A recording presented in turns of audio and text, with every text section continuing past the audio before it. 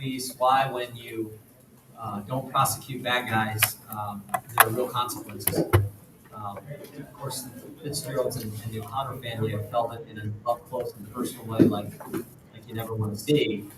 But also, I think we heard what happens to police officers, what happens to morale, what happens to numbers, uh, and that is just can't continue if we're going to have communities around the great country. We're trying to work as House Republicans, and in some cases in a bipartisan fashion. We had legislation this week where we worked with Democrats on ways to hopefully recruit and retain officers. But what needs to happen is stop this taking money away from the police departments and stop this idea where you elect prosecutors who aren't going to put bad guys in jail, who aren't going to prosecute the laws that are on the books. And that's what I think, can be loud and clear today, which is exactly what we wanted to happen. Something happened we had just, as you all know, you were there, we had just tremendous witnesses who spoke.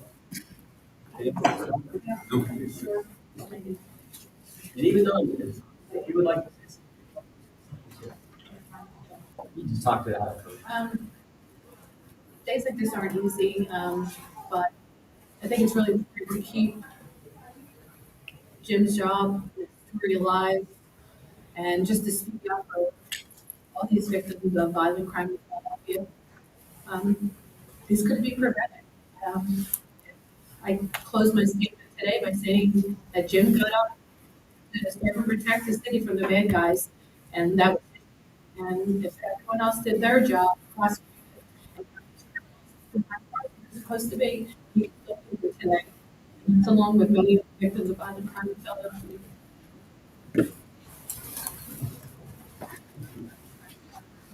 I just wanted to thank all of them for having myself and here to speak on behalf of Christopher.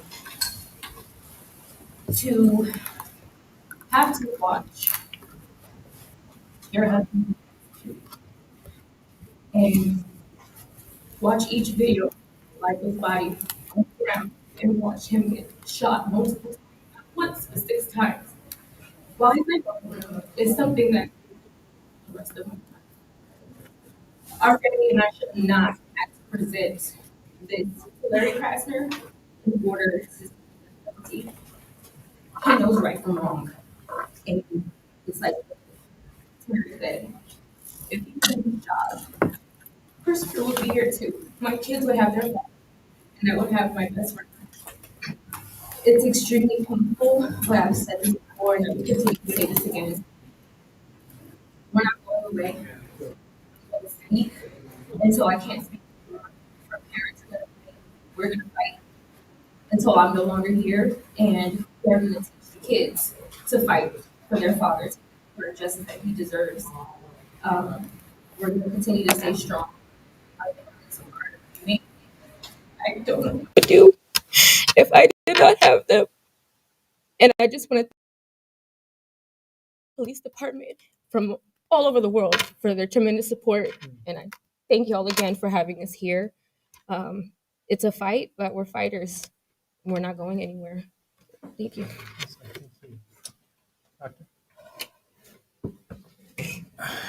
Never thought that we as a family would have to fight this fight. Uh, we're fighting for our son. We're fighting for our grandchildren. We're fighting for Marissa. We're fighting for the city of Philadelphia. We're fighting for its police officers, whether they be Temple University or police officers that work the street as Philadelphia, or city of Philadelphia police officers. And we're on we have an ability now to say something that perhaps other officers can't say in this city. Uh, we've seen officers be unfairly targeted, but with that same vigor and zeal, we don't see the district attorney's office going after repeat offenders, and it is quite frankly laughable to think that he now has a renewed sense of urgency to prosecute people that he's responsible for letting out on the street. Um, we are we're just taken aback by the fact that um, people are unaware, or appear to be unaware at least, of the community and what the community here feels. Now, politicians here will say, hey, he doesn't even live here anymore, right? I'm born and raised in the city of Philadelphia, generations of Philadelphians, generations of police officers, families, friends. We lost 24 officers in the line of duty while I was here. 8 of them were friends of mine, personal friends.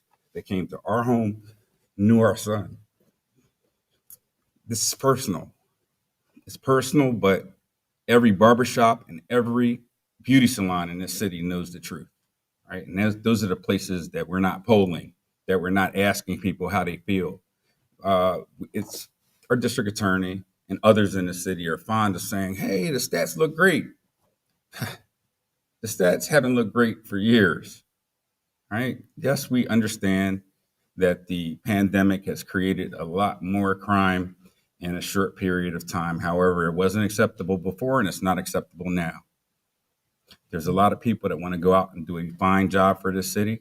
There's a lot of people shut in that I call latchkey neighbors who never come out of their homes, who feel the exact same way, but they're never asked the questions.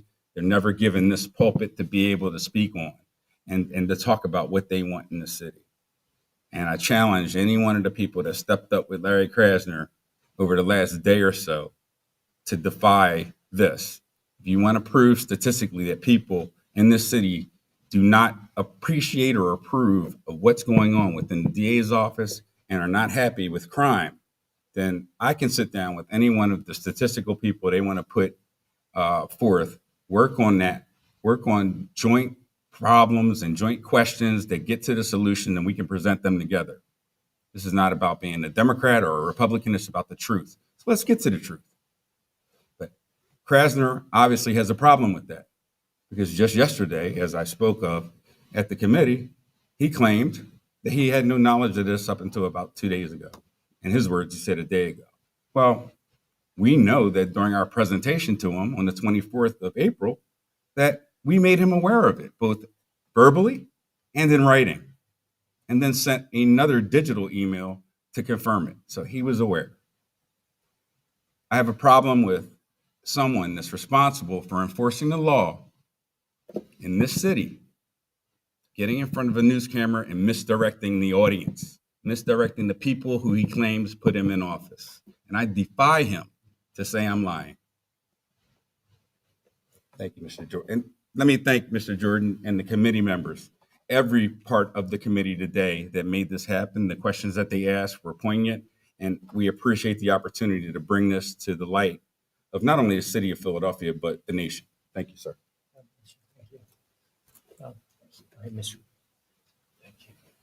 So 2008, about 45 minutes ago, one of my sergeants in 2 squad, Stephen Lisbinski, was murdered in the line of duty. I just thank God that his wife and family did not have to go through what these people were going through with this district attorney. He really is. He's a fraud. He's a menace to Philadelphia. And we really need to step up and get rid of him and hold him accountable for what he's done. Thank you, everybody. Appreciate it. Thank you. Chairman of the Crime Subcommittee, Mr. Biggs.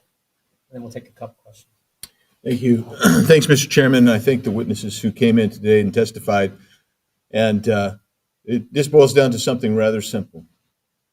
If you want to deter crime, you keep people who commit crime, you punish them, and you provide specific deterrence. So those individuals don't want to get back out and commit crime. And that in turn creates general deterrence, so the whole community can know that there will be a consequence if you violate the law and commit crime. And so Ms. O'Connor and her family, and the Fitzgeralds and their family, they were victims of a prosecutor who failed to do his duty. And he instead let people back out on the street that should not have been back out on the street. That's what chills an entire populace.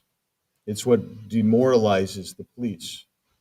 Well, that's the testimony that we had today, and it needs to change. And the most primary place that you change it is the people who are supposed to prosecute, in this instance, the district attorney, Larry Krasner. He probably needs to be changed right on out if he doesn't want to enforce the law and prosecute it. That, Mr. Chairman, thank you. Take a couple questions. Go here and then here. What practical impact do you want this to have? Are you trying to get Larry Krasner to change his behavior, trying to convince people to vote him out? What do you want to see happen? We want less crime. We want less crime, and you got to talk about what's creating it. And we wanted to actually, frankly, give a platform to people who have been directly impacted by the crazy policies that are unfolding not only in Philadelphia but in other cities around the country. Mr. Chairman, why didn't you ask DA Krasner to come here today and answer some of the questions? DA Krasner can get in front of your cameras any day. In fact, he did it 2 days ago. He has a forum anytime he wants. We wanted to give an opportunity to particularly the O'Connor family and the Fitzgerald family to tell their story and talk about what happens when you do the things that we've described and were talked about during the hearing. And frankly, why didn't the Democrats invite him? They're so proud of the progressive policies that he espouses and implements. Why didn't they invite him? That'd have been great. I have no problem cross-examining witnesses when they come in front of the committee. In fact, kind of look forward to it. So I don't know why the Democrats didn't invite him. Mr. Chairman, would there be any follow-up conversations with Larry Krasner? Will you be reaching out to him? I think we follow up conversations with people who want to change the kind of things that Mr. Krasner is doing. I think Mr. Krasner knows where House Republicans on the Judiciary Committee stand with the policies that he is implementing and following. Thank you all very much. Chairman, I'll catch you over here. Thank you.